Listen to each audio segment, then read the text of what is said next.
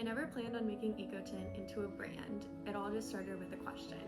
I wanted to know why my favorite clothes, the ones that made me feel most like myself, were made from things that weren't coming from the earth. The fashion industry has become extremely oversaturated with synthetic fibers.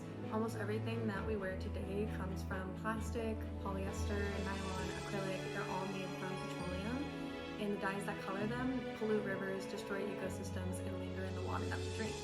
I couldn't stop thinking about it and how something so personal, so human, one of the only things that are still made by hand to this day, clothing, had become so disconnected from nature.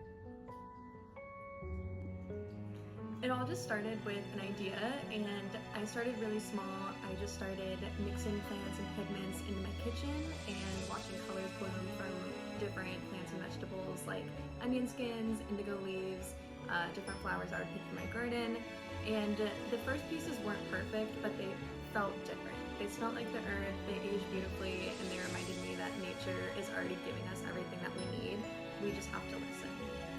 And from there, I really started to nail down my first batch of pigments that became our original dye kit.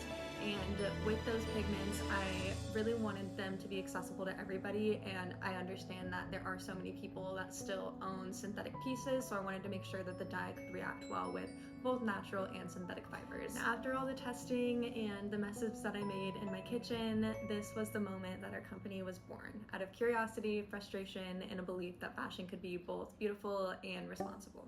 We began working with organic cotton, hemp, and regenerated fibers, materials that return to earth and not pollute it, and experimenting with more dyes, all coming from plants, roots, and minerals, and every color tells a story. EcoTint isn't here to reinvent fashion. We're here to reconnect it to people, to craft, and to the planet that inspires it all. Because sustainability isn't a trend, it's a return to our roots.